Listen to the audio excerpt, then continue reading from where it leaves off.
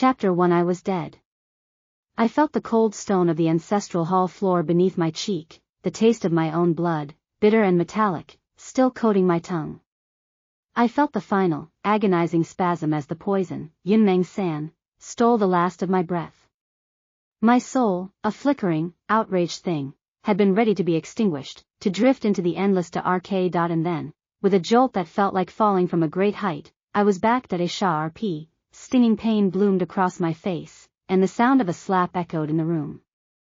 My eyes flew open. The first thing I saw was the dark, polished wood of a low table before me, a tea set placed upon it. Sunlight streamed through the lattice window, illuminating dust motes dancing in the air. This was not the gloom of the ancestral hall. I was sitting in the main hall of my own courtyard, the Yunxiang Yuan. I lifted my hand, but I didn't need to touch my cheek to know the sting was real. I could feel it. I was alive. I was back in my 18-year-old body, 2 years before my death. 2 years before the poison, the humiliation, the betrayal. That you think you can just refuse the Empress Dowager's summons and hide away in here, Xinqingxia. The voice was a venomous hiss, a sound so familiar it was etched into the very marrow of my bones. I raised my eyes slowly. My older sister, Yunxiang, stood before me, her face a mask of prim, manufactured outrage. She was dressed in a soft, gossamer gown of pale pink, a jade hairpin glinting in her dark hair. To the servants watching, she was the paragon of grace, the ever-doting elder sister who was forced to discipline her unruly younger sibling. "Have you gone deaf as well as dumb?" she snapped, lowering her voice so only I could hear the true malice beneath the practiced performance. The Empress Dowager is the most powerful woman in the empire. We are in the capital now. You cannot hide in the mud of your provincial origins forever. You are a Shen, and you will rry the prince of you. That is an honor bestowed upon our family. Your pathetic little refusal will not change that. She took a step closer, her voice dripping with condescending pity. I am doing this for your own good. If you won't prepare yourself, I will have to help you, see reason. This was a moment that had been read into my memory. My first few weeks in the capital. I was a timid, bewildered girl from the borderlands, overwhelmed by the opulence and schemes of the court. My mother had just passed away, and I had been shipped to the capital to be a pawn in my father's political games. I had tried to refuse the betrothal to the Prince of Yu, a man I had never met, and my sister, my own blood, had come to my courtyard to discipline me. I remembered the shame. I remembered my head bowed, my voice trembling as I had apologized and agreed to obey. I remembered the feeling of my cheek burning, not just from her slap, but from the humiliation of my own helplessness. But that shame was gone. In its place was a cold, clear, and resolute fury that I met her gaze. You slapped me, I said, my voice flat, not a tremor in it. I didn't wince or cower. I simply stated a fact. Xinqinglan's eyes widened in surprise. This was not the response she expected. She was used to my silence, my TRS, my quiet compliance. That you're a rude, disobedient girl, she read, playing her RT for the servants. Since you will not listen to reason, she raised her hand for another blow. This time, I was ready. I saw it coming. The world seemed to slow down. In my last life, I had flinched and taken it. But I had watched her do this 100 times, not just to me, but to maids she deemed too slow, or a stepsister she deemed a threat. The movement was identical. That I wasn't a weak girl fresh from the provinces anymore. I had died in this city. I had learned the language of court politics in the only way you truly can, by losing. I had seen the servants who were loyal to her, and the one old nanny who had been kind to me, who had secretly wept for me when I was disgraced. I did not move to block her hand. Instead, in one fluid motion, I reached for the cast iron tea kettle that was warming over a small charcoal brazier on the low table beside me. It was heavy, and the metal was scorching hot. I gripped the thick cloth of the handle and swung it up, not at her face, but in a wide arc that caused a spray of scalding water to sizzle across the back of her extended hand and the pale pink silk of her sleeve. Xinqinglan shrieked. It was a genuine sound of shock and pain. She stumbled backway RD, clutching her reddened hand to her chest, her perfect composure shattered. The servants gasped. I could see the fear in their eyes. How to you, she screamed, her voice shrill and utterly devoid of its relier condescending sweetness. You little, I got to my feet. The iron kettle was still clutched in my hand. The ache in my cheekbone was a distant reminder of my previous life. Little what, our sister, I asked, my voice now as soft and venomous as hers had been. I was in this city now. I knew its rules. A show of weakness was a death sentence. They had written mine, but I had torn the page out that I took a step tower RDS her, and she flinched back. Good. Let her feel a sliver of the fear she had made me feel for so long. You may be the eldest daughter of the Shen family, I said, my voice rang to every corner of the hall, but this is the Yunxiang Yuan, and I am its mistress. Until I am married, this courtyard is my domain. No one, not you, not my father, not the Empress Dowager herself, can violate it with impunity. You slapped me in my own home, sister. You can't even keep your own rooms in order. I was taking a huge risk. I was a girl from the provinces with no allies, no power. But I had knowledge now. I knew that in 2 years, my sister would orchestrate my public humiliation at a royal banquet, accuse me of scheming against her, and present a love letter I'd supposedly written to the Prince of Yu's Guaradsman. It would discredit me utterly. My father would rry me off to a lecherous old merchant just to be rid of me, and Shen Qinglan, who'd been secretly betrothed to the Prince of Yu all along, would take my place as his wife. They would see my death as a tragic accident, an allergic reaction to a tonic. I held the kettle out to a trembling maid. Take this. It's dirty. The maid took it, her hands shaking so badly she nearly dropped it that I looked at my sister, her face a crimson mask of fury and embarrassment. The act of the perfect elder sister was gone now, wiped clean by the splash of scalding water. Now, I said, my tone changing to one of dismissal. You should see a physician about that burn, sister. The skin on the hands is so very delicate. It would be a tragedy if it red permanently. I will send a message to the Empress Dowager myself, explaining that I am indisposed and cannot attend today.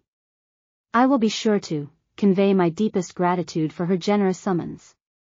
Her mouth hung open. She had no script for this. She was a skilled manipulator, but her skills were designed to break a docile, frightened girl, not to face a resolute, angry woman who had already experienced the worst of her cruelty and survived. You will regret this, Shenqingxia, she hissed, her eyes narrowed into slits. You have made a powerful enemy today. I've had powerful enemies before, I replied, my heart pounding a fierce, steady rhythm against my ribs. They didn't survive the encounter. She looked at me, a strange mixture of shock and fear flickering across her face. She was a good actress, but I knew her too well. I had spent my last 2 years, and then an eternity in death, studying her. I saw the truth in her eyes, she was terrified. She wasn't sure who I was anymore. This was the first crack in the edifice of her confidence that without another word, she gathered her ruined sleeve and swept out of the hall, her maids scurrying after her like terrified mice. That I stood alone in the sudden silence, my breath coming in ragged gasps. My hands were trembling. My legs felt weak. The reality of what I had just done crashed over me. I had publicly confronted my sister in a fit of rage. In the court, that was not a victory, it was a déclaration of war. I had just painted a target on my own back. But it had to be done. I walked to the window and looked out at the courtyard, at the small, neglected garden that was just rooting to bloom under the spring sunshine. I had been a fool the first time. I had believed that if I was good, if I was quiet, if I was demure, I would be safe. I had been a lamb in a den of wolves. Not this time. This time, I was the wolf. That I had a shard of knowledge, a glimpse of the future, and a burning desire to survive. My sister would not rest now. She would plot. She would scheme. But she would also be wary. And I would use that to my advantage. A soft shuffling sound came from the doorway. I turned to see old Nanny Wei, her face creased with worry. She had been my mother's most trusted servant, sent with me to the capital to see me settled. In my last life, she had been powerless to protect me, but she had wept genuine tears over my grave, or so I had heard, miss, she whispered, her voice trembling. What have you done? Lady Qinglan will go straight to the master. She will twist your words, make you seem the aggressor. I smiled at her, a real smile, not the forced, brittle thing I had worn in my past life. Let her, Nanny Wei. Let her run to father. It changes nothing. But, Miss and Nanny, I said, taking her GNA red, work-worn hands in mine. Do you remember what my mother used to say about the capital? She said it was a nest of vipers. She said the only way to survive was to Leah RN to see the poison before it was poured into your cup. The old woman's eyes glistened with unshed tears. Your mother was a wise woman, Mississippi. She was, I agreed. And I have finally learned her lesson. I need you to do something for me. Anything, Mississippi. You know I would lay down my life for you. I know, I said softly. That's why I trust you with this. I need you to quietly find out everything you can about the Prince of Yu. His habits, his servants, any gossip that circulates about him. But be discreet. No one can know I'm asking. Nanny Wei's brow furrowed. The Prince of Yu, but miss, the betrothal is not yet sealed, I said firmly. And I intend to keep it that way, for now. I need to know what kind of man I am dealing with. If I am to navigate these waters, I need to know where the currents flow. She nodded slowly, her expression shifting from confusion to understanding. I will do as you ask, Mississippi. But please, be careful. The Shin household is not a safe place for a young lady who stands alone. I'm not standing alone, Nanny Wei, I said, squeezing her hands. I have you. And I have something far more valuable. I have my mother's blood in my veins, and I have Leah Ned that the only person I can truly rely on is myself. She left to carry out my instructions, her steps more determined than they had been when she entered. I returned to my desk and sat down, my mind racing. The first step was clear. I needed allies. Not the kind who would sway our loyalty with grand gestures, but the kind who would serve their own interests by serving mine. The household was full of servants who were loyal to my sister out of fear or greed. But there were others, like Nanny Wei, who remembered my mother and had not forgotten their loyalty to her memory. The next piece of the puzzle was my father. He was a political creature through and through.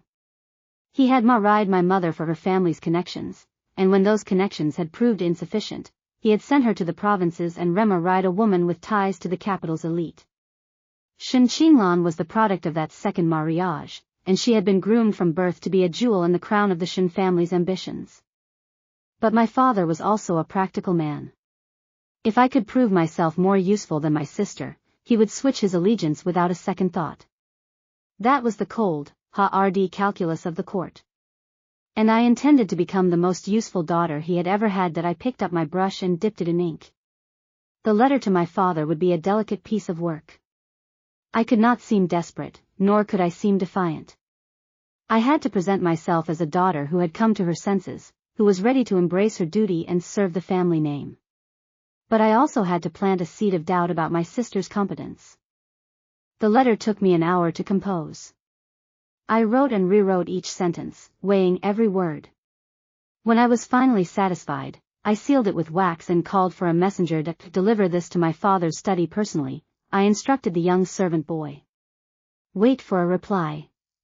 Do not let anyone else read it, do you understand? He nodded, his eyes wide with the importance of the task. Yes, Mississippi. I understand. As he hurried away, I sat back in my chair and allowed myself a moment to breathe. The afternoon sun was beginning to slant through the windows, casting long shadows across the floor. My cheek still throbbed where Shin Qinglan had struck me, but the pain was a reminder. A reminder that I was alive. That I had a second chance. I thought of the Prince of Yu. In my last life, I had never met him. He had been a distant figure, a name on a betrothal contract, a man who had been neatly stolen from me before I could even lay eyes on him. But now I wondered. What kind of man was he? Was he complicit in my sister's schemes, or was he merely a pawn in a larger game? I would need to find out. The evening came, and with it, a reply from my father. The servant boy returned with a small scroll sealed with my father's personal crest. I broke the seal with trembling fingers and unrolled it. The message was short and to the point. Your sentiments are re-noted. The matter of the Prince of Yu's betrothal is under discussion. I will speak with you tomorrow morning. I read the words 3 times, searching for hidden meanings between the brushstrokes. It was not a rejection, but it was not an endorsement either. It was the refouligouard response of a man who was waiting to see which way the wind would blow. But it was a beginning. As I set the scroll aside, I felt a quiet satisfaction settle over me. The first move had been made. The boa rd was set. And this time, I would not be the piece that was sacrificed. I looked out the window at the night sky. The stars just beginning to appear above the rooftops of the capital. Somewhere out there, my sister was plotting her revenge.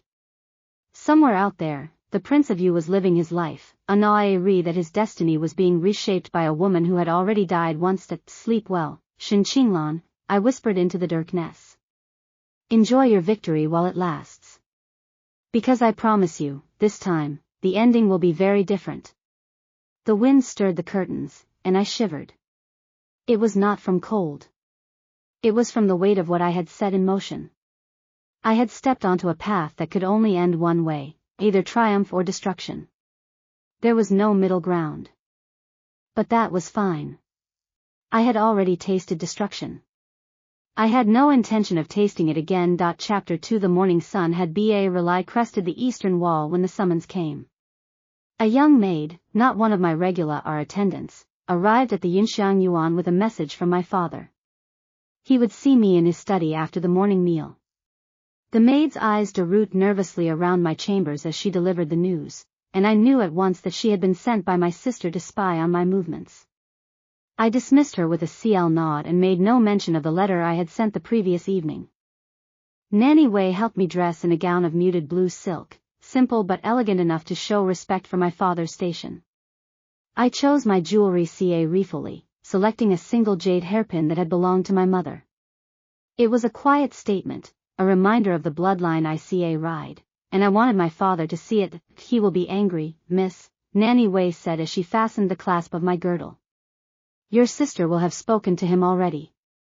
She will have painted you as a wild, ungrateful girl who attacked her without provocation. Let her, I replied calmly. Father is not a man who takes things at face value. He will want to hear my side of the story, if only to weigh it against hers. Nanny Wei nodded, but I could see the worry etched into the lines of her face. And if he does not believe you, I smiled, a thin, cold expression that I was beginning to practice in the mirror. Then I will make him believe me. The walk to my father's study took me through the main courtyard of the Shen mansion. It was a sprawling compound in the eastern quarter of the capital, built to reflect the family's wealth and status. Exquisite gardens lined the path, with carefully cultivated peonies and rockeries arranged in the latest fashion. Servants scurried past me, their heads bowed, and I noticed more than one pair of eyes lingering on me with a mixture of curiosity and wariness. Word of yesterday's confrontation had clearly spread. My father's study was in the western wing of the main hall, a large room filled with scrolls and books and the scent of sandalwood incense. He was seated behind a massive rosewood desk when I was announced, his brush poised over a sheet of paper. He did not look up immediately, and I stood in the doorway, waiting for him to acknowledge me. This was a power play, a way of reminding me of my place in the hierarchy that I did not fidget. I did not lower my eyes. I stood straight and still, my hands clasped before me, and waited. After what felt like an eternity, he finally set down his brush and raised his eyes to meet mine. Shen Mingda was a man in his late 40s, still handsome in a stern, aristocratic way, with sharp eyes and a closely trimmed beard that was just beginning to show threads of gray. He was a man who had built his career on refill calculation and strategic alliances, and he viewed his children as pieces on a chessboard. Daughter, he said, his voice flat and unreadable. You wished to speak with me. I did, father, I replied, stepping forward into the room. Thank you for receiving me. He gestured to a chair before his desk, and I sat, folding my hands in my lap. The silence stretched between us, heavy and expectant. I received a rather alarming report from your sister last night, he said at last. She tells me you assaulted her with a boiling kettle. That you threatened her and humiliated her in front of the servants. I did not flinch. She struck me first, father. His eyebrows rose a fraction. She claims you were being disobedient. That you refused the Empress Dowager's summons and spoke disrespectfully of the betrothal to the Prince of Yu. I refused the Empress Dowager's summons because I was unwell, I said evenly. I had a headache that morning, and I did not wish to appear before Her Grace in such a state.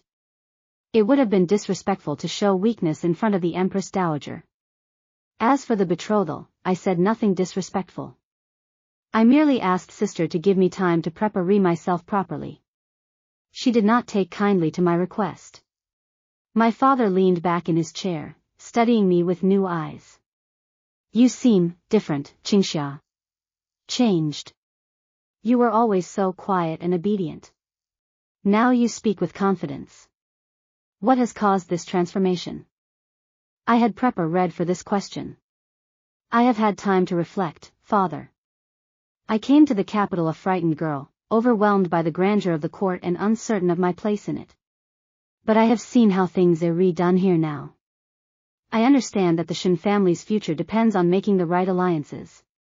I am ready to do my part. And what part would that be? The part that best serves the family, I said, meeting his gaze directly. If that means marrying the Prince of Yu, I will do so. But I am not convinced that the betrothal as it stands is the most advantageous arrangement for the Shen family.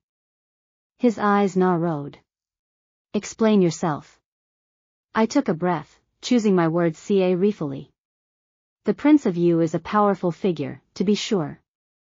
But he is also a man with many enemies at court.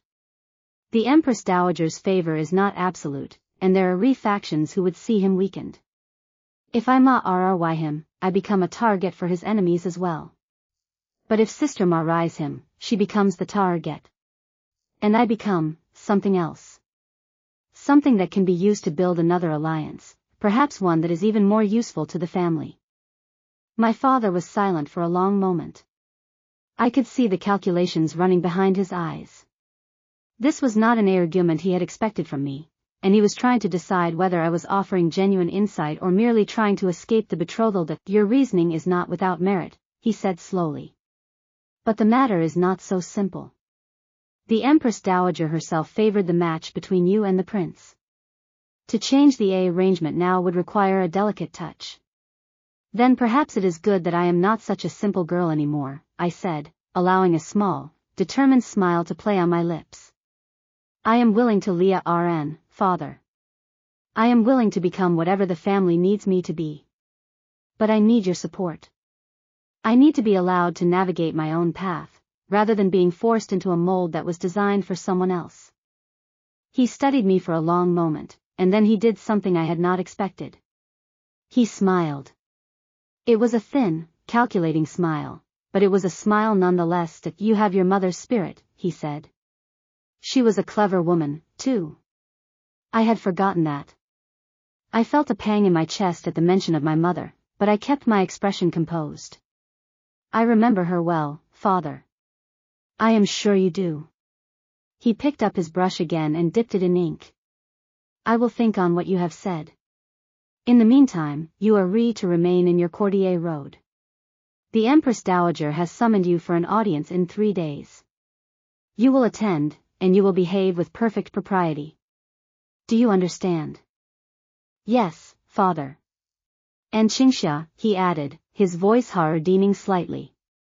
I trust there will be no more incidents with your sister. Whatever grievances you have, you will bring them to me. Not to her. Of course, father. I rose and made my farewells, walking out of the study with measured steps. Once I was safely in the corridor, I allowed myself a small, triumphant breath. I had not won my father over completely, but I had planted a seed. He was a man who valued logic and strategy above all else, and I had given him a logical reason to reconsider his plans. That was more than I had achieved in my entire previous life. As I made my way back to the Yunxiang Yuan, I was intercepted by a familiar, unwelcome figure. Shen Qinglan stood at the entrance to the main courtyard, flanked by two of her maids. Her hand was wrapped in a white bandage, a visible reminder of the burn I had inflicted. Her face was pale with really suppressed fury. Well, she said, her voice dripping with false sweetness. I heard you had a meeting with father. I do hope you didn't waste his time with more of your foolishness. I gave him much to think about, I replied calmly. I trust he will make the right decision. She stepped closer, lowering her voice so only I could hear. You think you are so clever, don't you? You think one little outburst changes everything. But I have been playing this game for years, Qingxia. I know all the moves. You are a provincial upstate RT with no allies and no understanding of how the court works. You will fall, and I will be there to watch. Perhaps, I said, meeting her venom with a serene smile. But I have already seen how your game ends. And this time, I will be the one playing. Her eyes widened, a flicker of genuine confusion crossing her face. What do you mean, you have already seen? I did not answer. I simply smiled and walked past her, leaving her standing in the courtyard with her questions unanswered. Let her wonder. Let her worry. The uncertainty would be her undoing. Back in my chambers, I found Nanny Wei waiting with a tray of tea and a worried expression. Miss, I have gathered some information, as you asked, she said, lowering her voice conspiratorially. About the Prince of Yu. I sat down and gestured for her to continue. My heart quickening. That the prince is a man of few friends, Nanny Wei said, settling onto a low stool beside me. He keeps to himself, rarely attends court functions, and is known to spend most of his time in his private dens, reading and practicing calligraphy. Some say he is aloof and unfriendly. Others say he is merely cautious. Cautious how it is said that the Empress Dowager has always favored him above the other princes. That has made him a target for his brother's jealousy. There was an incident 3 years ago, a poisoning attempt, they say. He survived, but he has been wary ever since. He trusts no one. I absorbed this information, fitting it into the puzzle I was assembling. A man who had survived a poisoning attempt. A man who was cautious and distrustful. That was not the image I had formed of him in my previous life, where he had been nothing more than a distant figure, a piece in my sister's game. This is useful, I said. Very useful. What else have you learned? Nanny Wei hesitated. There is something else, Mississippi, something I hesitated to bring up, but I think you should know. Speak freely. The Prince of Yu has a private physician. A man who specializes in antidotes and treatments for poisons. They say the prince is obsessed with the subject, always testing his food and drink for contamination. I felt a chill run down my spine. In my previous life, the poison that had killed me had been Yunmeng San, a rare and subtle compound that was nearly undetectable to the untrained eye. The prince's physician would have recognized it instantly. That meant the prince had the means to detect the same poison that had been used to kill me. Does the prince know about the betrothal? I asked. He is aware of it, Mississippi. The Empress Dowager has spoken of it several times. But he has not yet given his formal consent. Some say he is waiting to meet you before he agrees to anything. I considered this. The prince was waiting to meet me. That meant I still had a chance to influence his decision. If I could present myself as an ally, someone who understood the dangers of the court and could be trusted, I might be able to secure his favor. There is one more thing, Miss, Nanny Wei said, her voice dropping even lower. I have heard a rumor that the prince keeps a list. A list of everyone who has ever tried to harm him. And I have heard that the Shen family is on that list. I went still. What? I do not know the details, Nanny Wei said quickly. It is only a rumor, miss, I do not know if it is true. But if it is, if the prince believes our family has been plotting against him, I closed my eyes, my mind racing. This was a complication I had not anticipated. If the prince had reason to distrust the Shen family, then the betrothal was not just a political arrangement, it was a potential trap. My father might be walking into a web that was already woven to catch him. Thank you, Nanny Wei, I said, opening my eyes. This information is invaluable.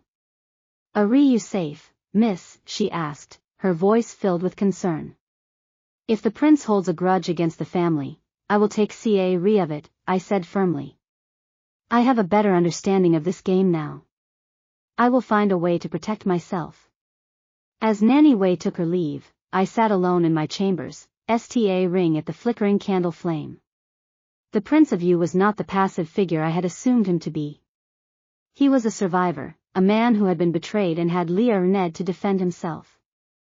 That made him both dangerous and useful. But there was something else that troubled me. The list. If the prince had a list of his enemies, and the Shen family was on it, then my sister's scheme to why him might not be the power play she thought it was. Perhaps she was walking into a trap of her own making, and she did not even know it. The thought brought a cold smile to my lips. The game was more complex than I had imagined, but that only made it more interesting. I was not just fighting my sister anymore. I was fighting the ghosts of the past, the intricate webs of court intrigue, and the secrets that had been buried in the shadows of the Shen family's rise to power. But I had the one weapon that no one else possessed. I had already died once. I had seen the ending of this story, and I had no intention of letting it play out the same way again. I rose from my seat and walked to my writing desk. There was a letter I needed to send, a letter that would set the next piece of my plan in motion. It was addressed to a man I had never met, a man who might be an enemy or an ally. But I had to take the risk. I dipped my brush in ink and began to write. To His Highness, the Prince of Yu, I wrote. It is with great respect and a heavy heart that I address you. I am Xinxia, the daughter of Shenmingde, and I have been informed that we are to be wed. I write to you not to plead my case or to profess my devotion, but to offer you a piece of information that may be of use to you. I have reason to believe that there are those within my own household who wish you harm. If you are willing, I would like to meet with you in secret. There are matters I must discuss that cannot be trusted to paper. Please send your reply through the BEA rare of this letter. I await your response with hope and caution. I sealed the letter with wax and called for the same young servant boy who had delivered my letter to my father. He was discreet and loyal, and I trusted him with this task. To deliver this to the Prince of Yu's residence, I instructed. Give it to no one but the prince himself, or to a servant you trust implicitly. Do you understand? Yes, miss, he said, bowing deeply. I will not fail you. As he hurried away, I felt a nervous flutter in my chest. I had just taken a step that could either save me or destroy me. If the prince was an enemy, I had just revealed my hand. If he was an ally, I might have found the shield I needed to survive the coming storm. But there was no turning back now. The pieces were in motion, and I could only wait to see where they would land. Chapter 3. The reply came 3 days later, delivered in the dead of night by a servant I had never seen before. He was a wiry man with keen eyes and a face that revealed nothing, dressed in plain gray robes that marked him as a low-ranking attendant. He handed me a sealed scroll without a word and vanished into the darkness as silently as he had read that. I broke the seal with trembling fingers, my heart pounding against my ribs. The letter inside was written in a bold, confident hand, the strokes of the brush sweeping across the page with an elegance that spoke of years of practice. Xinxia, I have received your letter and read its contents with great interest.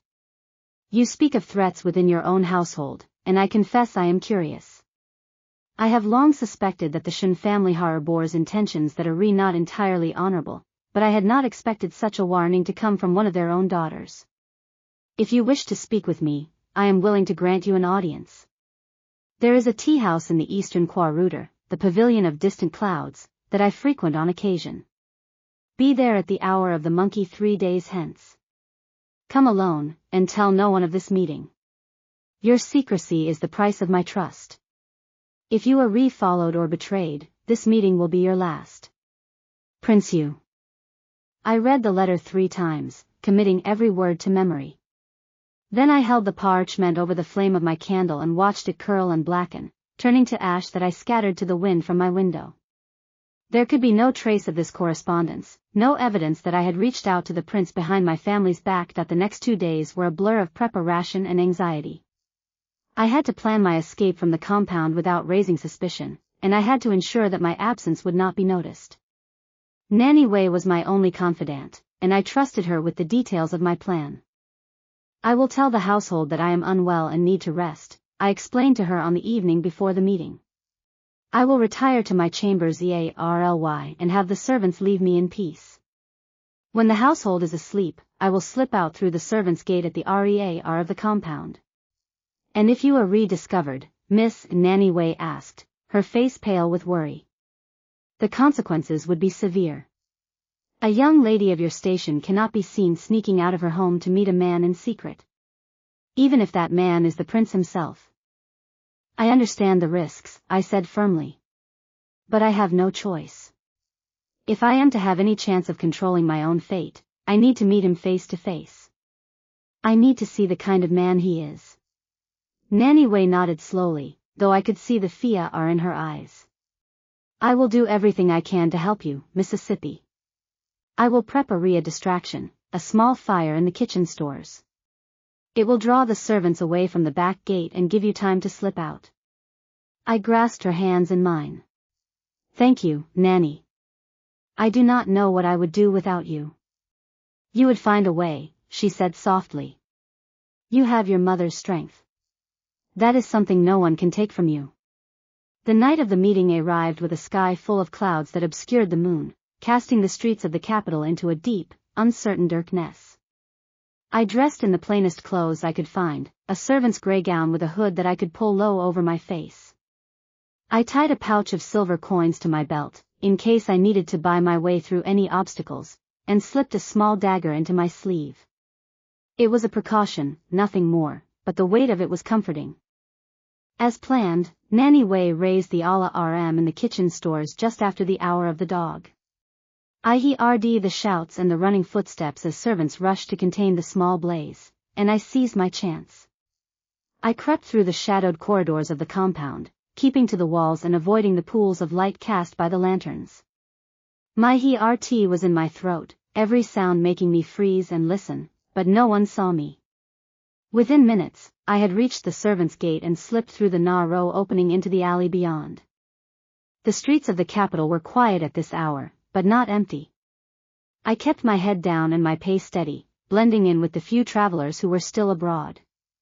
The Pavilion of Distant Clouds was a modest establishment tucked away in a quiet corner of the eastern corridor, its signs swinging gently in the night breeze. I paused at the entrance, taking a steadying breath, and then pushed open the door. The interior was warm and lit by soft lantern light. A few patrons sat at scattered tables, their heads bent over their cups, speaking in low murmurs. The proprietor, an elderly woman with sharp eyes and a knowing smile, glanced up as I entered. Welcome, young miss, she said, her voice pleasant but her gaze assessing. Are you here to meet someone? I am, I replied, keeping my voice low. A gentleman. He may have arrived before me. The old woman nodded and gestured toward a curtained alcove at the back of the room. Through there. He has been waiting for some time. I shall bring tea shortly. I made my way to the alcove, my palms damp with nervous sweat. I pushed aside the curtain and stepped inside, and there he was. The Prince of Yu was not what I had expected. He was younger than I had imagined, perhaps 25, with a lean, ungulate face and dark eyes that held a deep, wary intelligence. He was dressed in simple robes of dark blue silk, unadorned except for a single jade pendant at his belt. His hair was tied back in a simple knot, and his hands, resting on the table before him, were long and elegant, the hands of a scholar or a painter.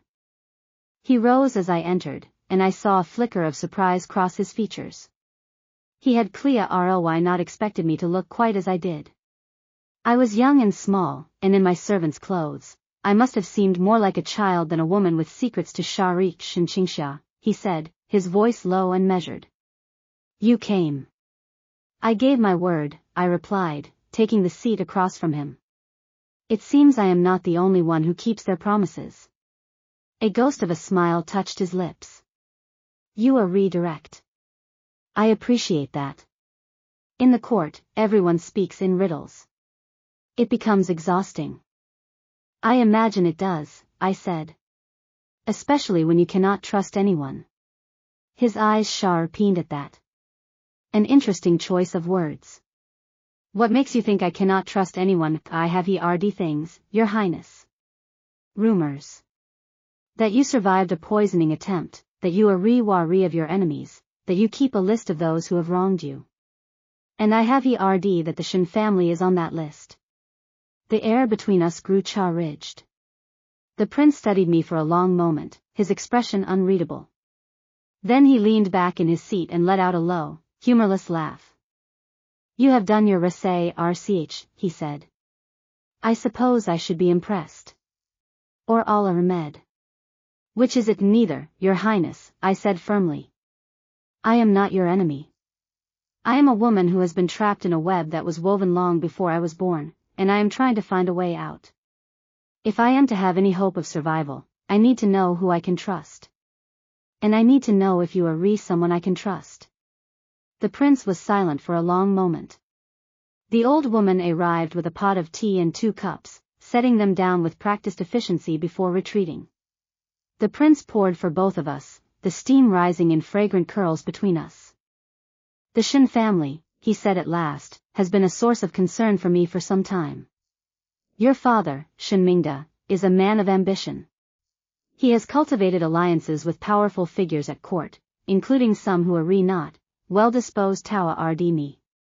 I have reason to believe that the betrothal between us is not a simple gesture of goodwill from the Empress Dowager.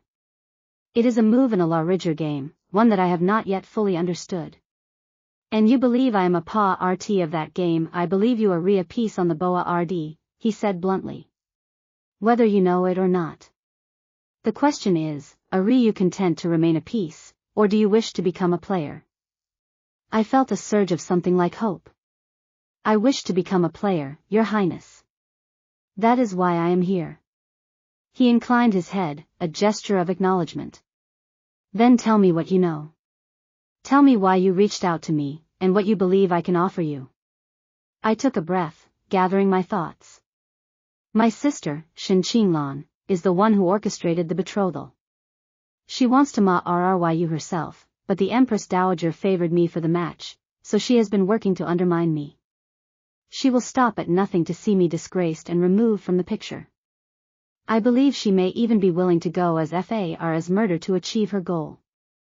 The prince's eyes narrowed. Murder is a serious accusation. I know, I said. I have proof. Or at least, I will have proof, if I am given time. But I cannot gather it alone. I need allies. I need someone who can help me uncover the truth before my sister's schemes bear fruit. And what do I get in return? I met his gaze steadily. You get a wife who is loyal to you, not to her family's ambitions. You get an alliance with a woman who understands the dangers of the court and will not betray you. And you get the truth about the Shin family's dealings. If my father and sister are plotting against you, I will help you expose them. The prince was silent for a long moment, his tea forgotten before him. I could see the wheels turning behind his eyes, weighing my words, assessing my worth. That you speak of loyalty, he said at last. But you are willing to betray your own family. Why should I trust that you would not betray me as well? Because I have nothing to gain from betraying you, I said simply. My family has already shown me that I am expendable to them. My sister is my enemy, and my father sees me only as a piece to be moved on his chessboard road.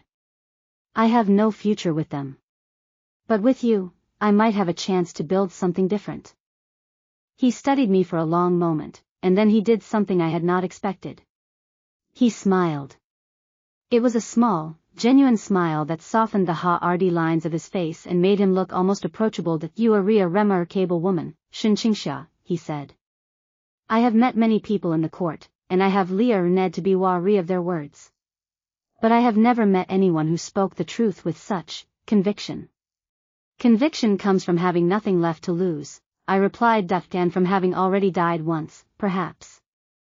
He said, his eyes glinting with a strange light that I froze. The words hung in the air between us, heavy and electric. What do you mean? He leaned forward, his voice dropping to a near whisper. There is something different about you, Yunxiang. Something that I cannot quite name. You speak with the weariness of someone who has seen too much, the urgency of someone who knows they are running out of time. You are not like other women your age. You are older, somehow. I could feel the blood draining from my face. Was it possible that he sensed the truth? That he could see the ghost of my former life clinging to me? I do not know what you mean, I said ruefully. I am simply a woman who has learned to survive. He held my gaze for a moment longer, and then he leaned back, letting the tension dissipate. Very well. I will accept your terms. We will work together, Yunxiang. But you must understand that this is not a game. If you betray me, I will not hesitate to destroy you. I would expect nothing less, I said. That we spent the next hour discussing the details of our alliance. The prince, whose name was Zhao Qin, told me more about the political landscape of the capital. He spoke of factions and alliances, of the Empress Dowager's hidden agenda and the rivalries between the imperial princes. He painted a picture of a court that was a labyrinth of shifting loyalties and hidden dangers, where even a misstep could prove fatal. The Empress Dowager has always favored me, he said, but that favor comes with a price. She wants to control me, to use me as a tool against her enemies. The betrothal to the Shen family is part of that plan. She believes she can strengthen her hold on me by binding me to a family that is loyal to her. And is she wrong? He gave a bitter laugh. She does not know your family as well as I do. Your father has been playing both sides for years, cultivating relationships with my enemies even as he smiles in the Empress Dowager's presence. She believes he is her loyal servant, but he is a snake who will strike when the opportunity presents itself. Then we have a common enemy, I said. The Empress Dowager believes she is using you as a piece in her game, but she does not realize that you have already seen through her. And my father believes he is using me as a piece in his game, but he does not realize that I have already seen through him. Zhao Qin nodded slowly. We are both pawns who have learned to see the boa rd from above. That makes us dangerous to those who wish to control us. And vulnerable to each other, I added. If we are to survive, we must trust each other. It seems we have no choice, he said, and there was a hint of dark humor in his voice that we parut as the hour of the rooster approached, the night beginning to give way to the gray light of dawn. Zhao Qin left first, melting into the shadows of the street with a stealth that spoke of years of practice. I waited a few moments, then slipped out of the pavilion and made my way back to the Shen compound. That the streets were still quiet, but I could hear the distant sounds of merchants beginning to stir, the clatter of carts and the lowing of animals. I kept my head down and hurried, my heart pounding with each step. I needed to be back in my chambers before anyone noticed I was gone. The servants' gate was still unlocked when I arrived, and I slipped through it with a sigh of relief. The compound was quiet, the early morning mist clinging to the gardens. I made my way through the shadowed corridors, keeping to the walls, and reached the door to my courtyard just as the first rays of light began to touch the rooftops. That I crept into my chambers and shed my servant's clothes, pulling on a sleeping robe and climbing into my bed. My heart was still racing, but a deep sense of satisfaction settled over me. The meeting had been a success. I had made contact with Zhao Qin, and we had established the foundations of an alliance. But I knew that this was only the beginning.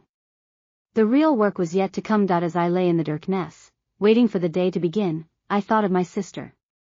She would be plotting her next move, scheming to destroy me. She had no idea that I had already forged a connection with the prince she coveted, that I had stolen a march on her before she even knew the race had begun. Sleep eluded me for most of the remaining night. My mind was a whirlwind of plans and contingencies, of moves and countermoves. I had crossed a line tonight, stepped out of the safe shadows of my courtyard and into the dangerous light of political conspiracy. There was no going back. When the morning finally came, I rose with a sense of grim determination. I had survived my first encounter with the Prince of Yu. I had planted the seeds of an alliance that could save me. Now I had to nurture those seeds, to water them with careful strategy and cautious trust that I would not let this second chance go to waste. I would not let them take everything from me again, that the game had entered a new phase.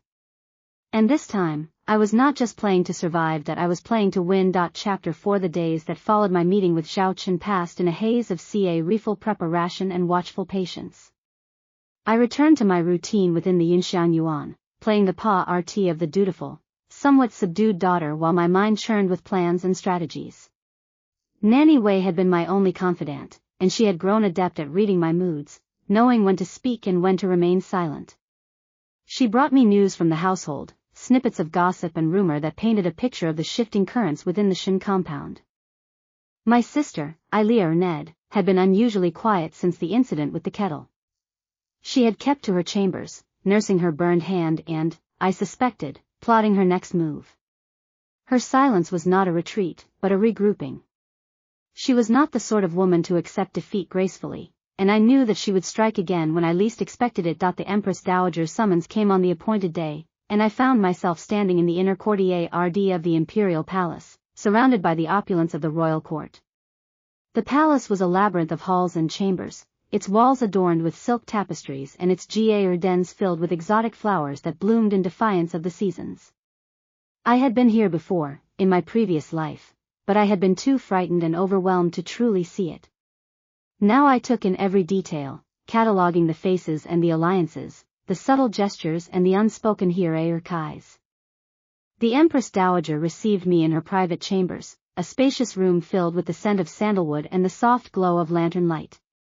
She was an imposing woman, even in her advanced years, with sharp, perceptive eyes and a regal bea ring that commanded respect.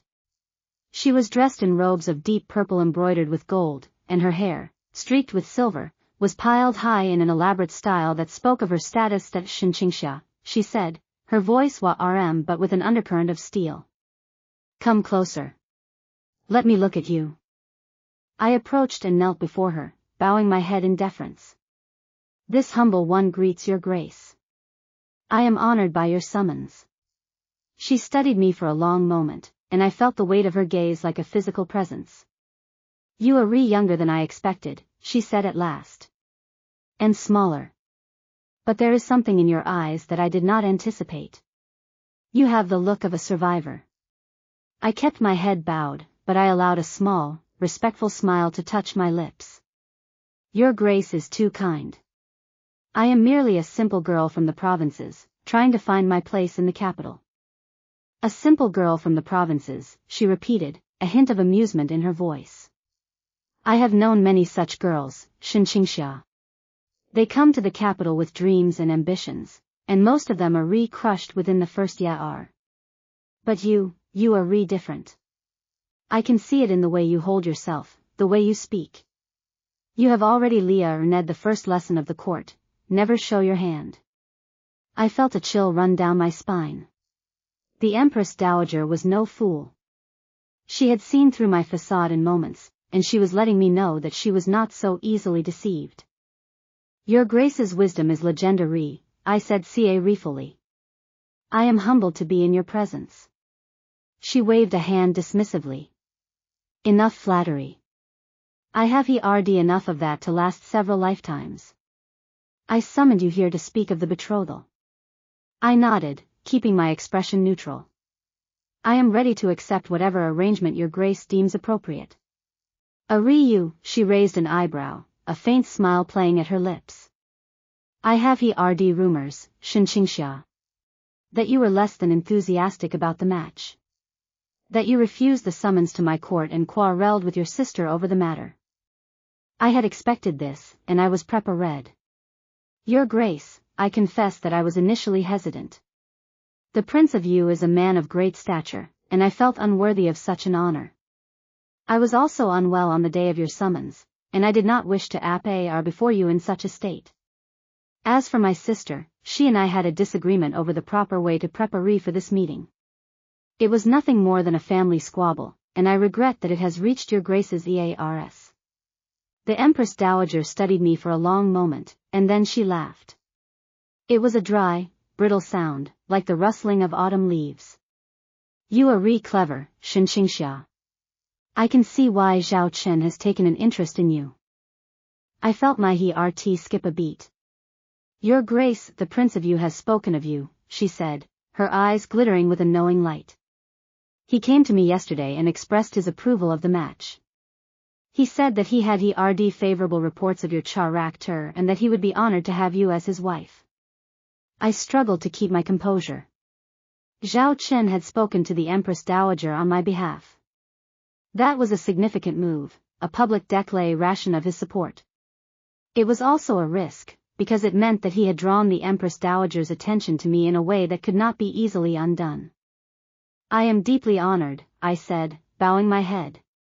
I will strive to be worthy of His Highness's trust. The Empress Dowager nodded, apparently satisfied.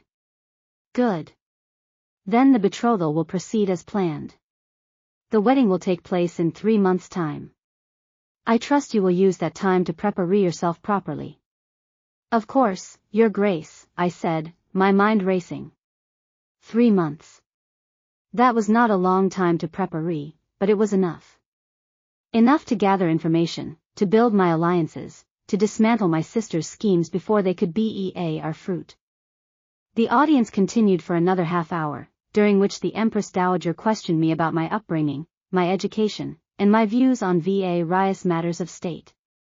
I answered ruefully, choosing my words with the precision of a surgeon. I did not reveal anything of my true plans, but I gave her enough to satisfy her curiosity. By the time I took my leave, I felt as though I had passed a test I had not even known I was taking. That I returned to the Shen compound in a state of guarried triumph. The Empress Dowager had given her blessing to the betrothal, and Zhao Chen had publicly declared his support. That meant that my position was stronger than it had been before. But it also meant that my sister would be even more desperate to destroy me. The news of my audience with the Empress Dowager spread quickly through the household. By the evening, I had received messages of congratulations from several of my father's allies, and my status within the family had risen noticeably. The servants treated me with more deference, and even my father, when I saw him at the evening meal, seemed to regard me with a new respect. But my sister's reaction was the one I watched most closely. She sat at the table, her bandaged hand resting in her lap, her face a mask of false serenity. But I could see the storm raging behind her eyes, the fury and the fear that she could not quite conceal. Congratulations, our sister, she said, her voice dripping with honeyed venom. It seems you have managed to impress the Empress Dowager. I am sure the Prince of Yu will be delighted to have such a unique bride. Thank you, sister, I replied, matching her tone. I am sure he will be. And I am sure that you will be just as delighted to see me settled so happily. She smiled, a thin, brittle expression that did not reach her eyes. Oh, I am delighted. Truly. I only hope that you are prepared for the challenges that lie ahead. The court can be a cruel place, and the Prince of Yu is not an easy man to please. I am sure I will manage, I said. I have learned a great deal since coming to the capital. I have learned that appearances can be deceiving, and that the people who smile the sweetest are often the ones who harbor the most poison in their hearts. The words hung in the air between us, a clear challenge. My sister's smile faltered, and I saw a flicker of something dark and dangerous in her eyes. But she recovered quickly, laughing lightly as if I had made a joke. That you are so witty, Xinxia, she said. I had forgotten how amusing you can be.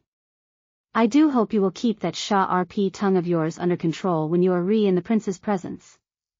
He is not known for his patience with women who speak out of turn. I will keep that in mind, I said, rising from the table. Now, if you will excuse me, I have much to prepare.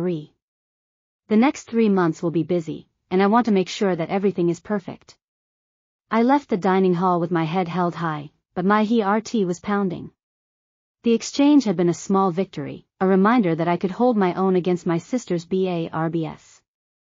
But it was also a warning. She was not going to give up easily, and I needed to be ready for whatever she had planned. The weeks that followed were a whirlwind of preparation. I met with Zhao Chen several more times at the Pavilion of Distant Clouds, each meeting deepening our understanding of each other and solidifying our alliance. He was a careful, calculating man, but I began to see glimpses of the person beneath the gua-ride facade. He had a dry sense of humor, a keen intelligence, and a weariness that mirrored my own. "Your sister has been making inquiries," he told me during one of our meetings, his voice low and cautious. "She has been asking questions about my habits, my servants, my schedule. She is planning something." "Does she know about us?" I asked, my heart tightening with anxiety. "I do not think so," he said. "She is too careful to act without certainty. But she is suspicious. She knows that something has changed, and she is trying to find out what it is." "We need to be more careful," I said. "If she discovers that we are re-meeting, she will use it against us. She will spread rumors, tarnish my reputation, do whatever it takes to destroy the betrothal." "I know," he said. "That is why I have arranged for a new meeting place. There is a temple in the Western Hills, a small and secluded place that is rarely visited. We can meet there without fear of being observed." I nodded, relief washing over me. "That is wise.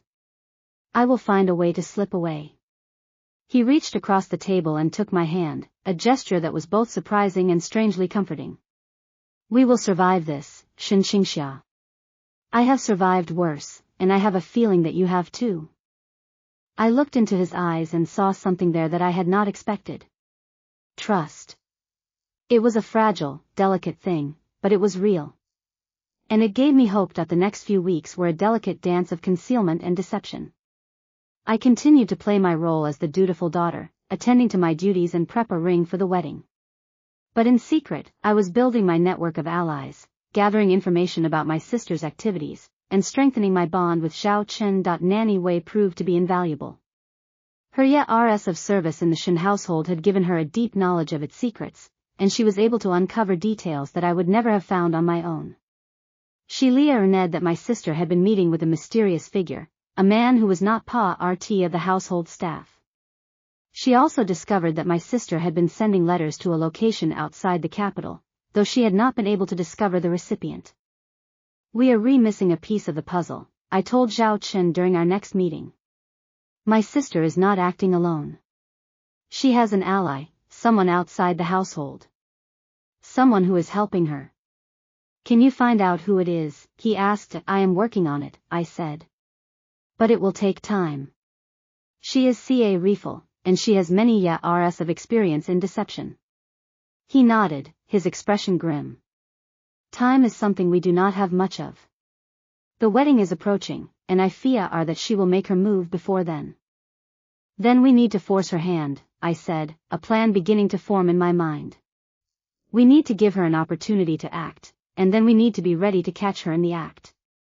He looked at me with a mixture of curiosity and concern. "What do you have in mind?" I told him my plan. It was risky, dangerous, and required a great deal of trust. But it was also the only way I could see to expose my sister's schemes and ensure my own survival. That he listened in silence, his expression unreadable. When I had finished, he was quiet for a long moment. Then he nodded. "It will work," he said. "But you must be careful. If anything goes wrong, it will be your reputation that is destroyed, not hers." "I know," I said. "But I am willing to take that risk." He reached across the table and took my hand again, his grip firm and reassuring. "Then we will do it together. I will not let you face this alone." The plan required me to create a vulnerability, a crack in my defenses that my sister would not be able to resist exploiting. I began to spread rumors that I was unhappy with the betrothal, that I was having second thoughts about marrying the Prince of Yu. I made sure that these rumors reached my sister's ears, and I watched her reaction closely. She took the bait. I could see the gleam of satisfaction in her eyes, the concealed excitement of a predator who had scented blood. She began to move more openly, making inquiries about the prince's schedule, about the details of the wedding, about my own movements. That I knew that she was planning something, but I could not yet see the full shape of her scheme. I needed to draw her out, to force her to reveal her hand. That the opportunity came at a banquet hosted by my father. It was a grand affair, attended by many of the capital's most powerful families. I wore a gown of pale blue silk, my hair adorned with pearls and jade. I was determined to be the center of attention, to draw my sister's gaze away from my hidden intentions. The evening proceeded smoothly, with the usual round of toasts and pleasantries. I mingled with the guests, exchanging polite conversation and refill compliments. But my attention was fixed on my sister, who was watching me from across the room with a concealed smirk. That it was during the dancing that she made her move. She approached me with a smile, her hands still bandaged but her manner as sweet as honey. Our sister, she said, I must apologize for my behavior at our last meeting. I was hasty and unkind, and I have regretted it ever since. I hope you can forgive me. I returned her smile, playing along with her game. Of course, sister. I have already forgiven you. We are family, after all. She took my arm, her grip surprisingly strong. I am so glad. I was hoping that we could have a private word. There is something I wish to discuss with you, something that I think will be of great interest to you. I allowed myself to be led away from the main hall, into a quiet corridor that was empty of guests. My heart was racing, but I kept my expression calm and trusting. What is it, sister? I asked, my voice soft and curious. That she stopped and turned to face me, her smile transforming into something cold and predatory. I know what you have been doing, Yunxiang. I know about your secret meetings with the prince. I know about your little alliance. I felt the blood drain from my face. She knew. Somehow, she had discovered the truth. That I do not know what you are talking about, I said, trying to keep my voice steady. She hissed. I have had you followed. I know about the pavilion of distant clouds. I know about the temple in the hills. I know everything. I was trapped. She had the evidence she needed to destroy me. But I was not defeated. Not yet. If you know everything, I said, then you also know that the prince and I have formed an alliance. You know that he trusts me. You know that I have his support. She laughed, a cold, brittle sound. His support will mean nothing when I expose your treachery. I will tell everyone that you have been meeting a man in secret, that you have been plotting against your own family. Your reputation will be ruined, and the betrothal will be annulled. Do you think the prince will believe you? I asked, taking a step closer to her. Do you think he will simply accept your word over mine? She faltered, just for a moment. He will have no choice. When I present the evidence, he will have to accept the truth. But what if I have evidence of my own? I said, my voice hardening. What if I can prove that you are the one who has been plotting, that you have been scheming to take the prince for yourself? Her eyes widened, a flicker of fear crossing her face. You are bluffing. I do not bluff, I said. I have been gathering evidence of your activities for weeks. I know about your meetings with your mysterious ally. I know about the letters you have been sending. I know that you have been planning to poison me, just as you poisoned our mother. The accusation hung in the air between us, heavy and charged. My sister's face went pale, and for a moment, I saw the fear in her eyes. But it was quickly replaced by a mask of cold fury. You cannot prove any of that, she said, her voice trembling slightly. I can, I said. And I will, if you do not back down. This is your only warning, sister. Leave me alone, and I will leave you alone. Continue to scheme against me, and I will destroy you. She read at me, her eyes filled with a mixture of hatred and terror. For a long moment, I thought she might attack me, might try to silence me with violence. But then she took a step back, her composure cracking. This is not over, she said, her voice a whisper. I will find a way to destroy you, Yunxiang. I swear it. Then you will die trying, I replied, my voice cold and final. I turned and walked away, leaving her standing in the corridor. My heart was pounding, but a sense of fierce satisfaction filled me. I had confronted her, and she had flinched. It was a small victory, but it was a victory nonetheless. That night, I lay in my bed and read at the ceiling, my mind racing. My sister had made a direct threat, and I knew that she would not rest until she had found a way to carry it out.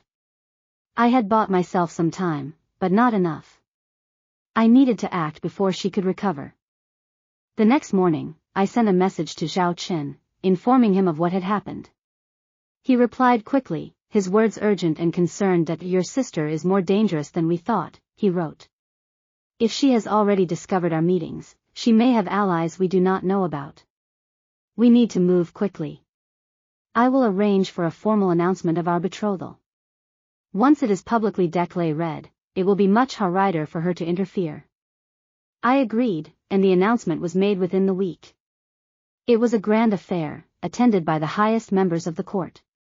The emperor himself offered his blessing, and the empress dowager smiled with satisfaction. I stood beside Zhao Qin, my hand in his, and felt a sense of security that I had not experienced in years. But I knew that the danger was not over. My sister was not a woman who accepted defeat gracefully, and I had seen the hatred in her eyes. She would not give up until she had destroyed me. And I would not give up until I had destroyed her. The battle had only just begun. Chapter 5 The formal announcement of my betrothal to Zhao Qin sent ripples through the capital that I could feel in every corner of my existence. Servants bowed deeper, merchants offered better prices, and even my father's gaze carried a new weight of consideration. But with the elevation came the shadows. I had risen too quickly, and there were those who would see me fall just as fast. My sister retreated to her chambers for 3 full days after the announcement. I received reports from Nanny Wei that she had refused all meals, that her maids had been dismissed in TRS, that the sound of breaking porcelain echoed through her courtyard well into the night. When she finally emerged, she was thinner, paler, but her eyes burned with a cold fire that told me she had not been broken. She had been forged anew, harder and more dangerous than before. That I increased my vigilance, but I could not anticipate every move she might make.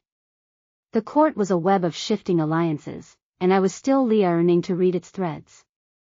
Zhao Qin sent me coded messages almost daily, updating me on the political landscape and warning me of potential threats.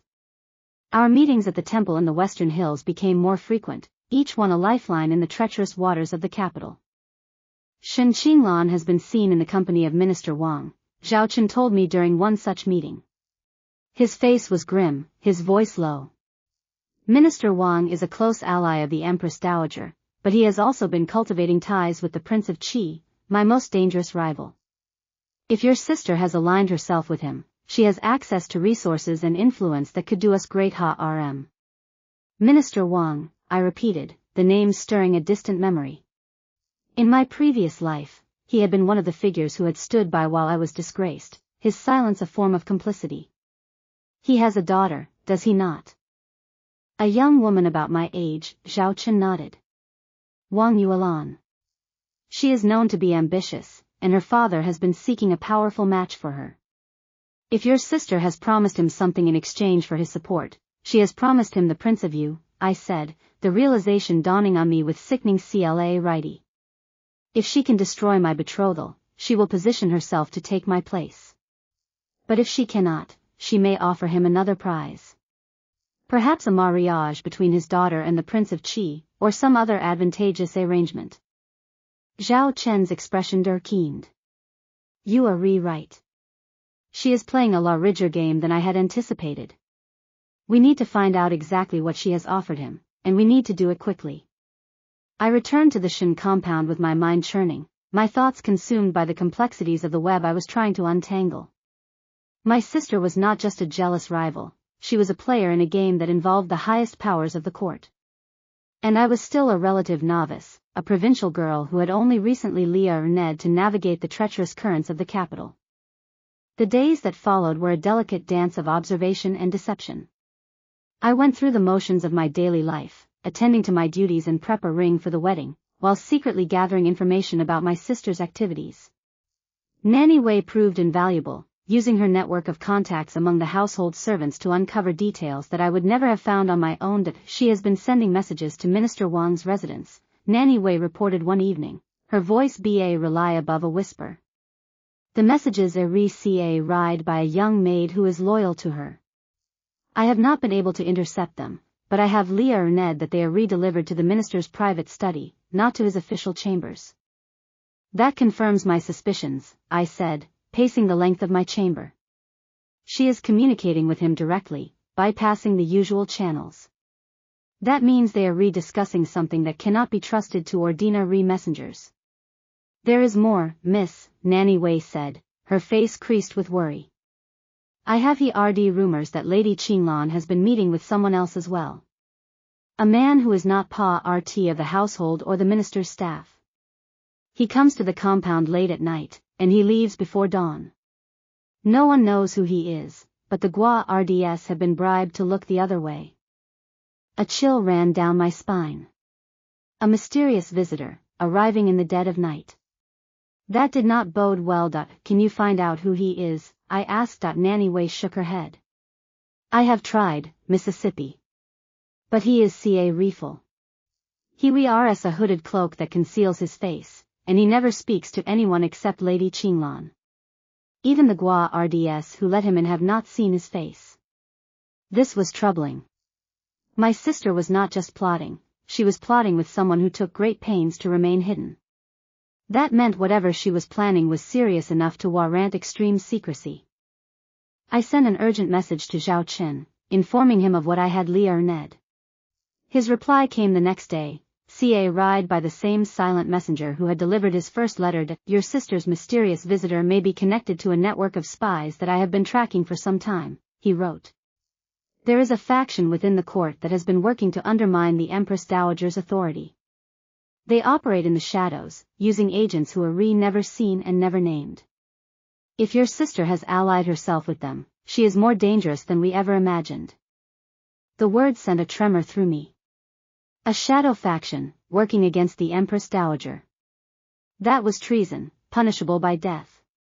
If my sister was involved in such a conspiracy, she was playing with fire. And if she was caught, she would drag the entire Shen family down with her. Or perhaps that was her plan. Perhaps she had already decided to sacrifice the family to achieve her own ambitions. She had always been ruthless, but I had not realized the depths of her ruthlessness until now. I needed more information. I needed to find out who the mysterious visitor was, and what he and my sister were plotting. But I could not do it alone. I needed Zhao Chen's help. Our next meeting at the temple was fraught with tension. I could see the strain in Zhao Chen's face, the weariness of a man who had spent years fighting battles that no one else could see. I have been investigating the shadow faction, he told me, his voice low and urgent. They are more organized than I had believed. They have agents throughout the capital, and they have been working to infiltrate the highest levels of the court. If your sister is connected to them, she is a threat not just to you, but to the entire empire. What do you suggest? I asked. I need you to find out who the visitor is, he said. If we can identify him, we may be able to trace his connections and expose the faction's leadership. But it will be dangerous. If your sister suspects that you are spying on her, she will not hesitate to have you eliminated. I know, I said, my voice steady despite the fear that coiled in my chest. But I have no choice. If I do not act, she will destroy me. And if she is allowed to continue her schemes, she may destroy you as well. He reached across and took my hand, his grip warm and reassuring. We are in this together, Xinqingxia. Remember that. I nodded, drawing strength from his words. I will. And I will find out who the visitor is. I promise. Returning to the Shen compound, I set my plan in motion. I instructed Nanny Wei to arrange a distraction, a minor crisis that would draw the guards away from the REAR gate and give me the opportunity to observe my sister's visitor without being detected. The distraction came 3 nights later, in the form of a fire in the servants' quarters. It was a small blaze, easily contained, but it caused enough chaos to occupy the guards and the household staff. I slipped out of my chambers and made my way to the hidden alcove Nea or my sister's courtyard, a small space concealed by a screen of bamboo that gave me a clear view of her private entrance.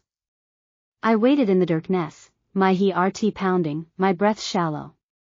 The night was cold, and I could see my breath misting in the air. I wrapped my arms around myself, trying to still my trembling, and then I saw him that he came through the RER gate, a tall figure wrapped in a dark cloak, his face obscured by a hood. He moved with the stealth of a predator, his footsteps silent on the gravel path. I watched as he approached my sister's chambers, pausing at the door to glance around before slipping inside. I waited, counting the moments. The minutes stretched into an eternity. And then the door opened again, and the figure emerged, accompanied by my sister. They stood in the shadow of the courtyard, speaking in low, urgent tones. I strained to hear their words, but they were too quiet, too refill. Then the figure raised his head, and the moonlight caught his face for just a moment that I felt the blood drain from my face. I knew that face. It was the face of a man I had seen in my previous life, a man who had been at the center of a scandal that had shaken the court to its foundations. It was the Prince of Qi. That I slipped back to my chambers in a state of shock, my mind reeling. The Prince of Qi was Zhao Chen's most dangerous rival, a man who had been plotting for years to seize the throne. If my sister was in league with him, she was not just a scheming rival, she was a traitor to the empire. That I sent an urgent message to Zhao Chen the next morning, revealing what I had discovered. His reply was swift and decisive. The Prince of Qi has been a threat for years, he wrote. If your sister has allied herself with him, she is part of a conspiracy that could destroy us all. We need to act immediately. I will arrange for a formal investigation, but I need you to provide evidence that cannot be disputed. I knew what I had to do. I had to find a way to obtain proof of my sister's treason, a document or a letter that would incriminate her beyond any doubt. It was a dangerous task, but I had no choice. The next few days were a blur of refill planning and desperate action. I enlisted Nanny Wei's help, and together we devised a plan to search my sister's chambers while she was away. It was a risky move, but I was out of options. The opportunity came on the evening of the Mid-Autumn Festival, a night when the entire household gathered for a feast and celebration. My sister would be in the main hall, surrounded by guests, and her chambers would be empty. I slipped away from the festivities, making my way through the shadowed corridors to her courtyard. The door to her chambers was locked, but I had prepared for that. I had bribed one of her maids, a young woman who had grown tired of my sister's cruelty and was willing to help me. She provided me with a key, and I slipped into the room with my heart in my throat. The chamber was opulent, filled with silk cushions and lacquered furniture. I searched quickly but methodically, looking for any sign of the documents I needed. I checked her writing desk, her jewelry box, her wardrobe. I found nothing. Then I noticed a loose floorboard beneath her bed. I pried it up, my fingers trembling, and found a small leather pouch hidden beneath. I opened it and pulled out a bundle of letters, tied with a red silk ribbon. I read the first letter by the dim light of a candle. It was written in my sister's hand, addressed to the Prince of Qi. The contents were damning, detailing a plot to assassinate Zhao Chen and seize control of the empire. I read the second letter, and the third. Each one was more incriminating than the last. I had what I needed. I tucked the letters into my sleeve and replaced the floorboard, making sure everything was as I had found it. Then I slipped out of the chamber and hurried back to the festivities, my heart pounding with a mixture of fear and triumph. The next day, I delivered the letters to Zhao Chen. He read them in silence, his face pale with suppressed fury. This is treason, he said, his voice cold and harrowed. If these letters are made public, the Prince of Qi will be arrested, and your sister will share his fate. I know, I said. But if we reveal them now, there will be a scandal. It will damage the Empress Dowager's authority and destabilize the court. We need to be strategic about how we use this information. He nodded slowly, his eyes still fixed on the letters. You are right. We need to use this to our advantage. I will take these to the Empress Dowager privately. She will know how to handle this without causing a crisis. I agreed, and Zhao Qin left to meet with the Empress Dowager. I spent the rest of the day in a state of anxious anticipation, waiting for news. The news came the following evening. The Empress Dowager had read the letters and had immediately ordered the arrest of the Prince of Qi. He had been taken into custody, and his allies were being rounded up. My sister had been placed under house arrest, pending a formal investigation. That I felt a surge of relief, but it was tempered by a lingering unease. The Prince of Qi was a powerful figure, and his arrest would not go unnoticed. There would be repercussions, and I had no way of knowing what form they would take. The days that followed were tense. The capital was abuzz with rumors, and the court was in a state of upheaval. I remained in my chambers, waiting for the dust to settle. My sister had been confined to her courtyard, and I had not seen her since the arrest. Then, one evening, I received a summons. The Empress Dowager wished to see me, alone. That I made my way to the palace with a sense of foreboding. The Empress Dowager was not a woman to be trifled with, and I had no idea what she wanted. She received me in her private chambers, her face unreadable. "Xinxia," she said, her voice cl, "You have done the empire a great service. The Prince of Qi's conspiracy has been exposed, and justice will be served." "I am honored to have been of service, Your Grace," I said, bowing my head. "But I am curious," she continued, her eyes narrowing.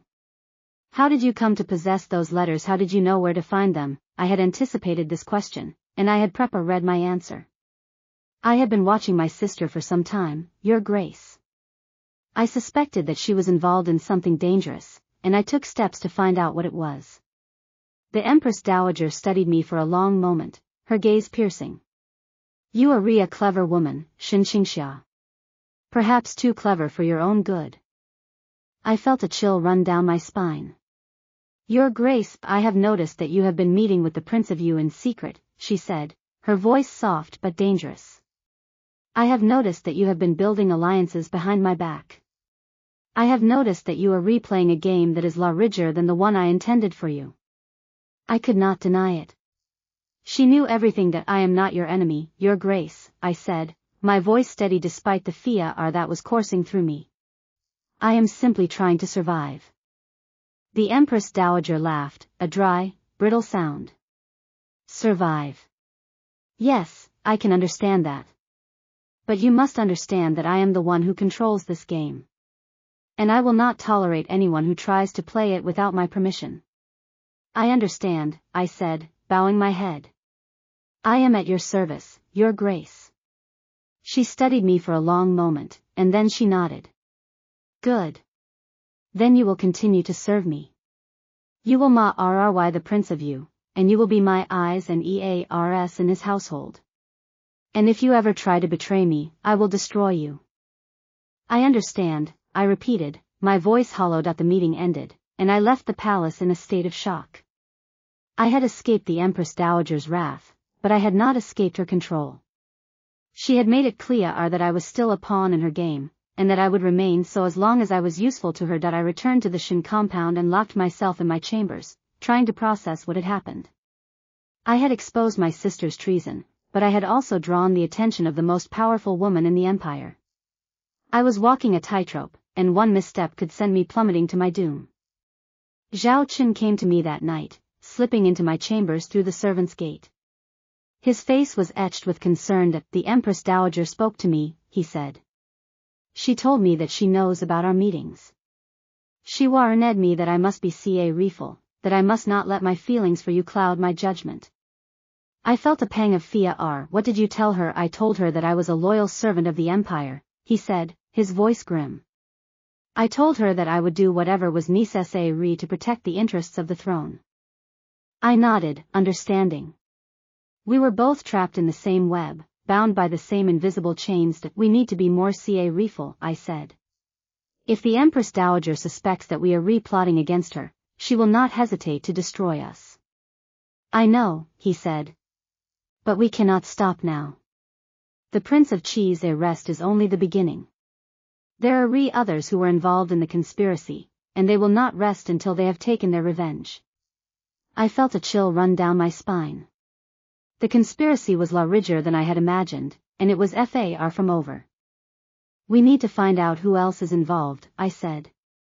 We need to expose them before they can act. Zhao Chen nodded. I have already begun the investigation. But I need your help.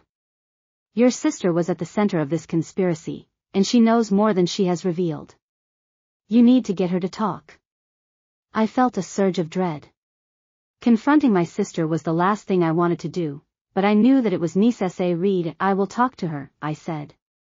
But I cannot promise that she will cooperate. Just try, he said. That is all I ask. I spent the night preparing for the confrontation. I rehearsed what I would say, how I would approach her.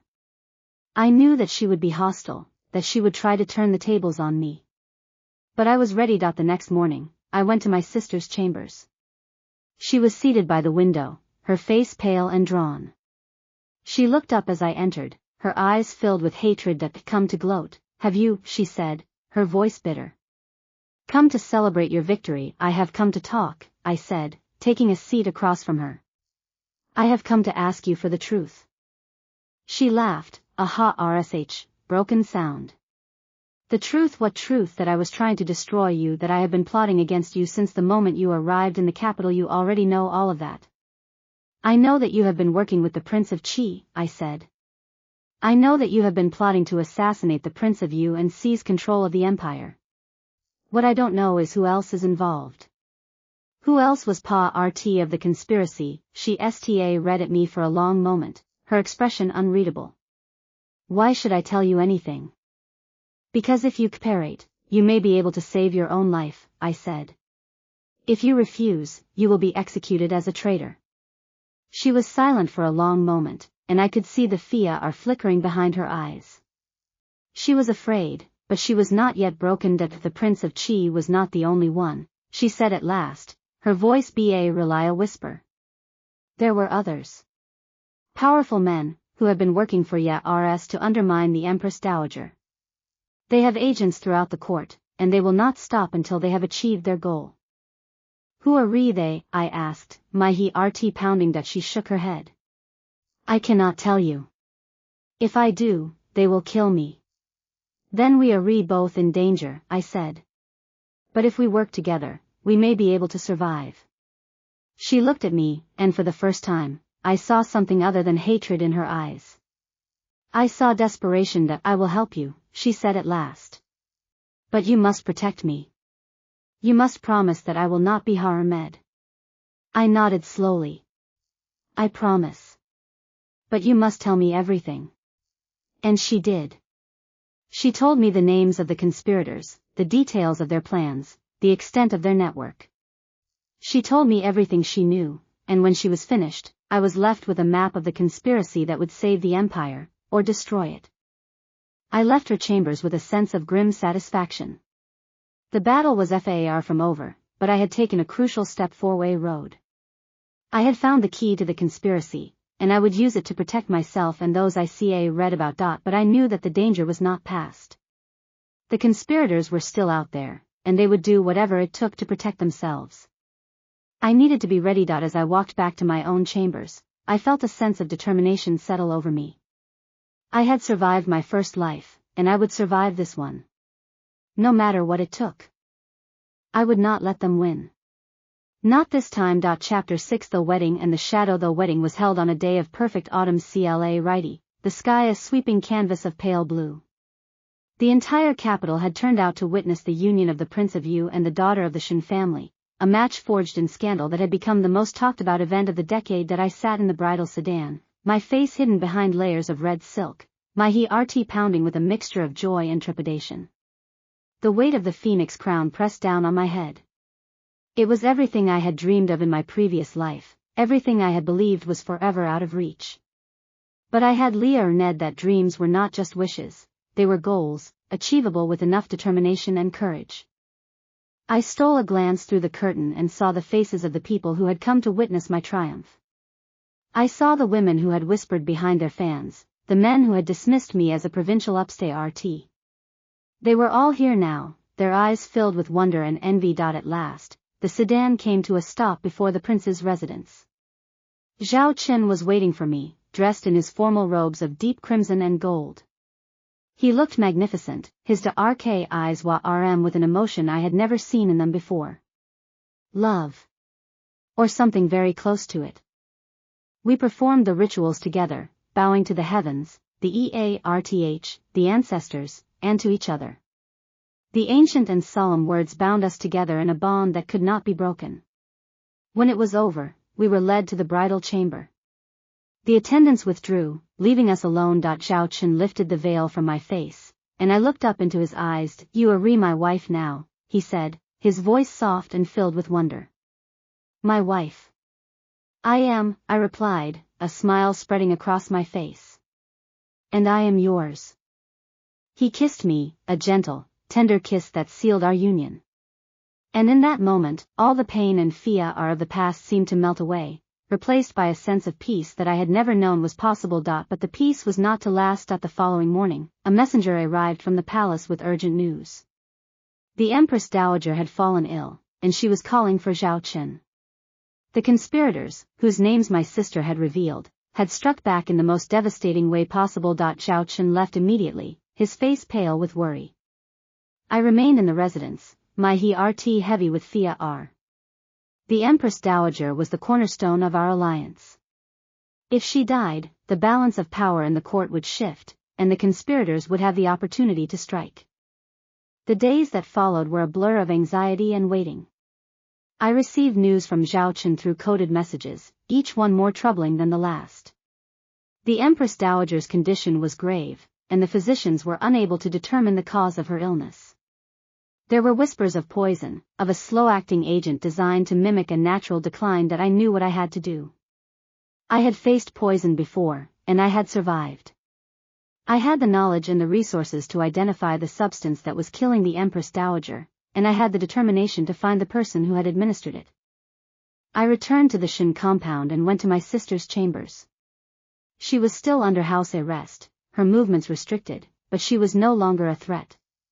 She had given me everything she knew and had been revived with her life. That I need your help, I said, standing in the doorway. The Empress Dowager has been poisoned. I need to know who did it. My sister looked up from her seat by the window, her face pale and haggard. I do not know who did it. I was not part of that plot. But you know who could have done it, I pressed. You know the network. You know the players. She was silent for a long moment, her eyes fixed on the window. Then she spoke, her voice a whisper. There is a man. He is a physician, or he pretends to be. His name is Yuan, and he has access to the palace. If anyone poisoned the Empress Dowager, it was him. I felt a surge of hope. Where can I find him? He has a small apothecary in the western corridor. He uses it as a base of operations. I thanked her and left, my mind racing. I sent a message to Zhao Chen, informing him of what I had learned. His reply was swift and urgent. I will meet you at the western corridor. Do not go alone. I went to the apothecary that evening, accompanied by a small group of trusted guards. The shop was dark and shuttered. I knocked on the door, and it swung open to reveal a small, wizened man with sharp eyes and a calculating smile. Welcome, Lady Yu, he said, his voice smooth and oily. I have been expecting you. I stepped inside, my guards flanking me. You know why I am here. The Empress Dowager has been poisoned. I need you to tell me what you gave her, and I need you to give me the antidote. The man laughed, a dry, rasping sound. And why would I do that? If I tell you, I will be executed.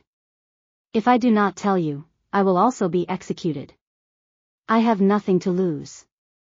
You have your life to lose, I said, my voice cold. But you also have the lives of your family. I know about your wife and your children. I know where they live. If you do not cooperate, they will share your fate. His smile faltered, and I saw the fear flickering in his eyes. You would not harm them. You are not that kind of woman. You are right, I said. I am not. But the Prince of Yu is not so merciful. If I do not get what I need from you, I will turn you over to him. And he will do whatever it takes to make you talk. The man's face went pale. He knew the reputation of the Prince of Yu.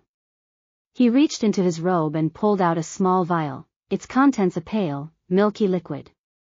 This is the antidote. It must be administered within the next 3 days, or the effects of the poison will be irreversible. I took the vial, my hands steady despite the pounding of my heart. Now tell me who ordered the poisoning.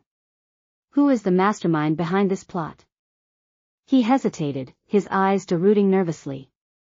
I do not know his name. He always wore a mask, always spoke through a proxy. But I can tell you one thing. He is a man of great power. He has connections to the highest levels of the court. And he will not stop until he has achieved his goal. I left the apothecary with the antidote in my hand and the knowledge that the conspiracy was far from over. The mastermind was still out there, hidden in the shadows. But for now, I had what I needed to save the Empress Dowager. I rushed to the palace, where Zhao Chen was waiting for me. Together, we went to the Empress Dowager's chambers and administered the antidote. The old woman's face, which had been pale and waxy, began to regain some of its color. Her breathing grew stronger. That it was a relief, but it was not the end. The Empress Dowager would recover, but she would want answers. She would want to know who had tried to kill her, and she would not rest until she had found them. The days that followed were a blur of investigation and interrogation. The conspirators were rounded up one by one, their agents exposed and eliminated. The mastermind, however, remained elusive. He was a ghost, a shadow that slipped through the fingers of justice. But I did not give up. I used every resource at my disposal, every connection I had made. I called in favors from the allies I had cultivated, and I pursued every lead, no matter how small. And then, one evening, I received a message from my sister. She had been released from house arrest and was living in a small apartment in the eastern quarter. She had been keeping a low profile, but she had not stopped watching. I have found him, she wrote. The mastermind. He is someone you know. Someone you trust. Meet me at the pavilion of distant clouds tonight, and I will tell you everything. I went to the tea house that evening, my heart pounding with a mixture of anticipation and fear. My sister was waiting for me in the same alcove where I had first met Zhao Chen. Her face was pale, her eyes haunted. It is father, she said, her voice a whisper. Father is the mastermind. He has been planning this for years, cultivating alliances, building his network. He was the one who ordered the poisoning of the Empress Dowager. He was the one who tried to have me killed. I felt the world tilt around me. My father. The man who had raised me, who had taught me to be strong and resilient. The man who had sent me to the capital to be a pawn in his game. It was him. It had always been him. Why, I asked, my voice hollow. Why would he do this? Because he wanted power, my sister said. He wanted to be the one pulling the strings. He saw the Empress Dowager as an obstacle, and he wanted to remove her. He saw the Prince of Yu as a threat, and he wanted to control him. He saw us as tools, and he used us to achieve his goals. I felt a surge of anger, a blinding rage that threatened to consume me. My father had betrayed me, used me, and tried to destroy me. He had been the architect of my suffering, the hand that had guided the knife. I will not let him get away with this, I said, my voice cold and harrowed. I will stop him, no matter what it takes. My sister nodded, a flicker of something like respect in her eyes. I will help you. I know his weaknesses. I know his fears. Together, we can bring him down. We made our plans that night, laying out the strategy that would expose my father's treason and ensure his downfall. It was a risky plan, one that could easily go wrong. But it was also the only chance we had. The next morning, I went to my father's study. He was seated behind his desk, his face calm and untroubled. He looked up as I entered, a smile spreading across his lips. Ah, Qingxia, he said, his voice warm, I was wondering when you would come to see me. I have heard so much about your recent successes. Father, I said, my voice steady. I know what you have done. I know about the conspiracy. I know about the poisoning. His smile faltered, just for a moment. I do not know what you are talking about. Do not lie to me, I said, my voice rising. I have evidence. I have witnesses. I know everything.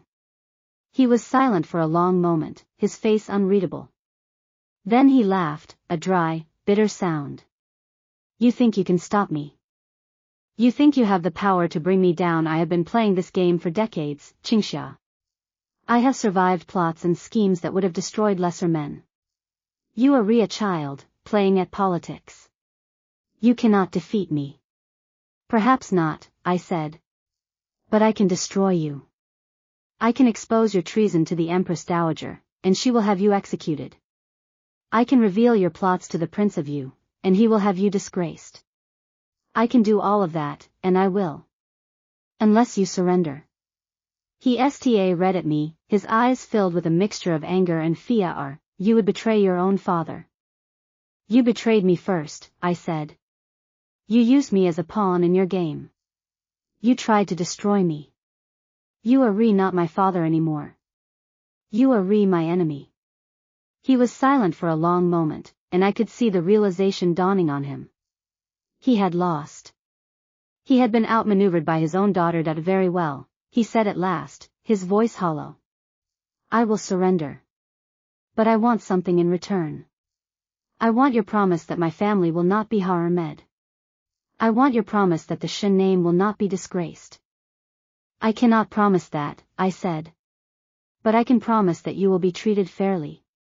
That is all I can give you. He nodded slowly, a look of defeat settling over his face. That is more than I deserve. I left the study, a sense of exhaustion washing over me. It was over. My father had been defeated, and the conspiracy was at an end. The days that followed were a blur of trials and judgments. My father was arrested and tried for treason. The evidence was overwhelming, and he was found guilty. He was sentenced to death, but I interceded on his behalf, convincing the Empress Dowager to show mercy. He was exiled instead, sent to a distant province where he would live out his days in obscurity. It was not the ending I had envisioned, but it was the ending I had chosen. I had shown mercy, even to the man who had tried to destroy me. That was the kind of woman I wanted to be. The trial also read my sister's name. She had been coerced into participating in the conspiracy, and she had ultimately provided the evidence that led to its exposure. She was pardoned, and she was allowed to live out her days in peace. As for me, I became the Princess of Yu, the wife of one of the most powerful men in the empire. I was respected, admired, and feared. I had achieved everything I had set out to achieve, and I had done it on my own terms. But I had not forgotten the lessons I had learned. The court was still a dangerous place, filled with intrigues and betrayals. I would never be safe, not entirely. But I had the strength and the wisdom to navigate its treacherous waters. I stood on the balcony of my new home, looking out at the capital spread before me. The sun was setting, casting a golden glow over the rooftops and spires. The city was beautiful, but it was also deadly. I had survived its dangers, and I had emerged stronger than before. Zhao Qin came up behind me, his arms wrapping around my waist. You are rethinking too much, he said, his voice warm with affection. You should be celebrating. You have won. I have, I said, turning to face him. But I have also learned that winning is not the end. It is only the beginning. There will always be new challenges, new enemies, new battles to fight. Then we will face them together, he said. You and me. That is what we do. I smiled, feeling the warmth of his embrace. It was true. We had faced the storms together, and we had emerged stronger for it. The battle was never truly over, but I had found my place in the world. I had been given a second chance, and I had used it wisely. I had avenged my death, and I had built a new life. I had done what I had set out to do. And that was all I could ask for. The evening air was on my face, rieing the scent of autumn leaves and distant wood smoke.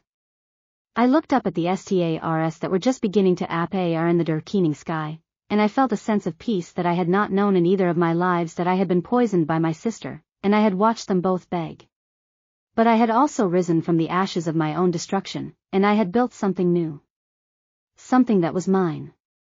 And I would never let anyone take it away from me again. This life, this victory, was not a destination, but a foundation. I had not just survived the game, I had learned to play it, and in doing so, I had rewritten the rules for myself. The shadows of the past would always linger, but they no longer defined me. I was no longer just a pawn, or a daughter, or a wife. I was the architect of my own fate, and the future, with all its uncertainties, was a canvas waiting for my brush.